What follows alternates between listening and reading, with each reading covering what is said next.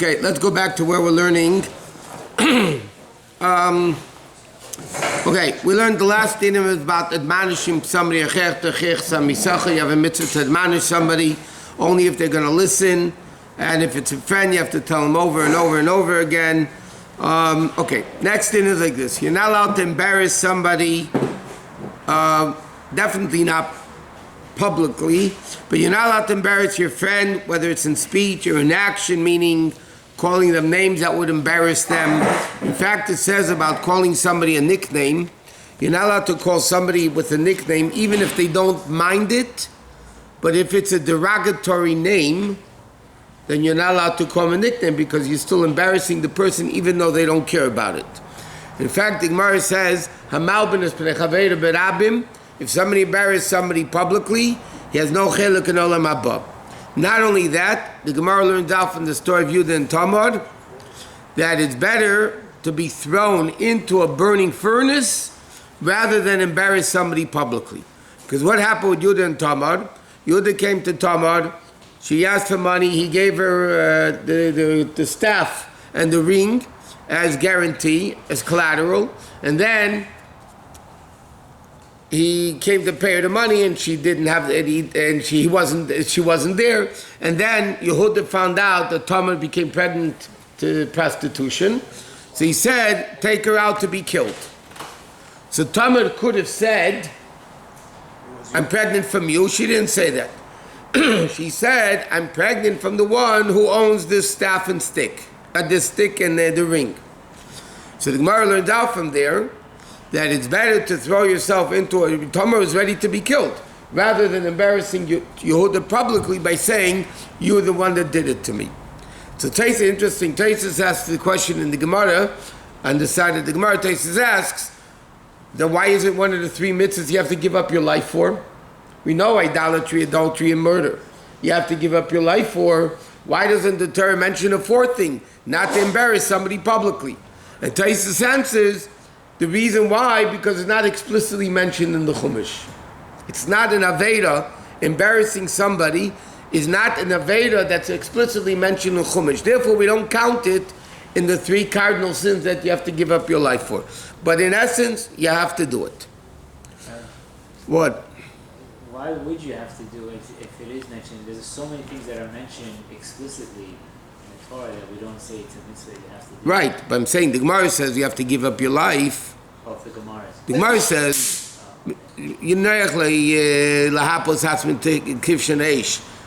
well, they're not to marry somebody publicly, right? So why doesn't the Gemara say that's one of the four things that you have to give up your life for? That place it says it's not explicitly in the Chumash. Therefore, you have to be careful not to embarrass somebody publicly. You shouldn't be calling him a name that he's embarrassed of. And even if somebody did a sin against you, you shouldn't embarrass him publicly.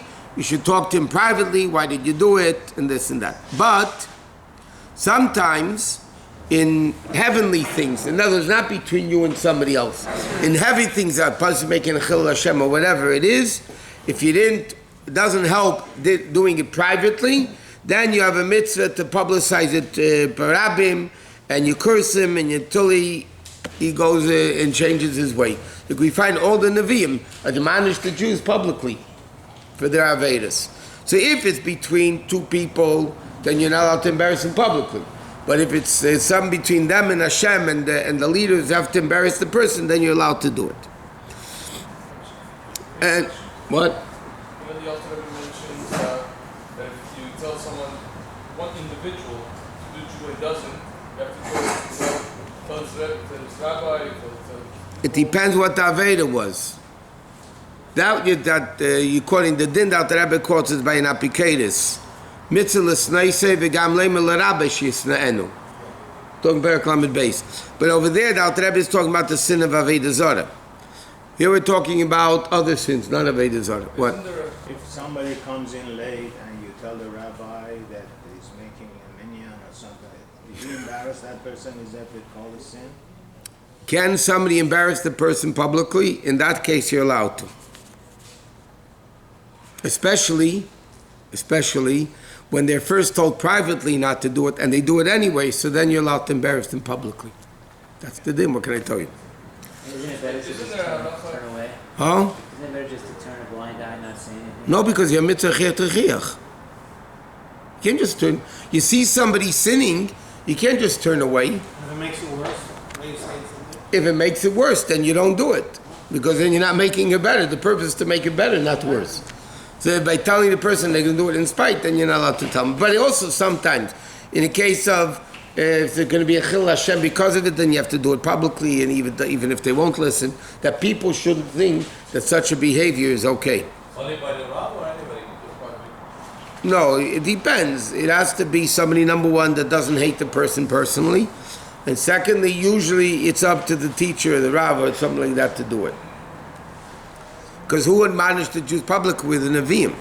They were the leaders. Okay, Is there a halacha for Rav if someone doesn't pay you, or then you have to, it's a mitzvah to go make his life miserable? first of all, that's not necessarily true. If the guy has no money, and you know he has no money, then the Torah says you're not allowed to do it. But if he does have money, he doesn't have If he does have money, then you have to take him to Bezdin.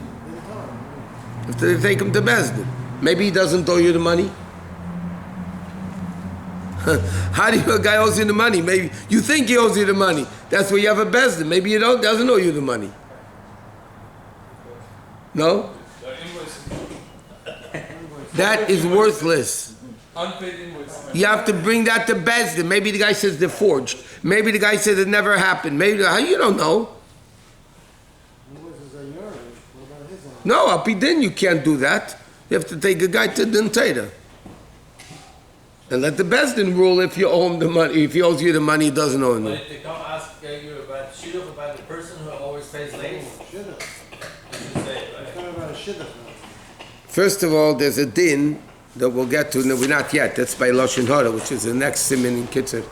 There's a din that what happens if you know a guy doesn't pay back money? You know he doesn't pay back debts. Yeah? And somebody asks you, this guy's asking me for a loan, should I lend him the money? So then halacha is you're allowed to say this guy doesn't pay back debts. Because otherwise, if you say, yeah, lend it to him, because you don't want to speak Lashon Hara, that guy will get messed up. But that's only if somebody asks you. Yeah. You can't publicize to the guy. He's saying the guy doesn't pay back debts, and then they ask you about his kids for shidduch. Is it like, what does one have to do the other, or you know what? Maybe No, it's a there's two sign. issues over here. You're asking about his kids, what does that have to do with the person? So I'm saying maybe is it a sign that could be something issue, or you shouldn't do that. It's not a question if a guy hears a parent doesn't pay back money, that doesn't necessarily reflect on the kid. You just knocked off 50% of the Jewish shidduchim. I mean, come on. This guy got a heart attack around it. Jews are Jews. Let's be realistic.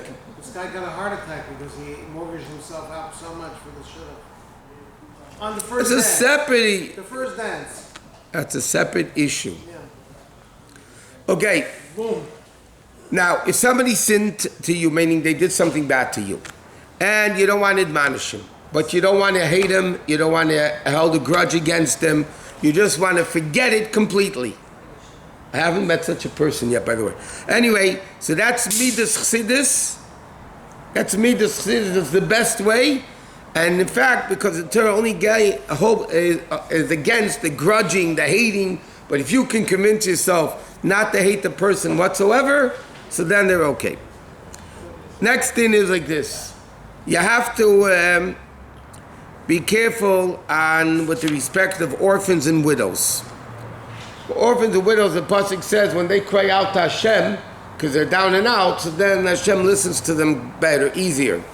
So you have to speak to them softly, you have to speak to them respectfully. And it says even the widow of a king, she's still a widow. Even the orphans of a king, they're still orphans. So therefore they need to be spoken to nicely, even if they have a lot of money. By the way, orphans don't mean 90-year-olds that don't have parents.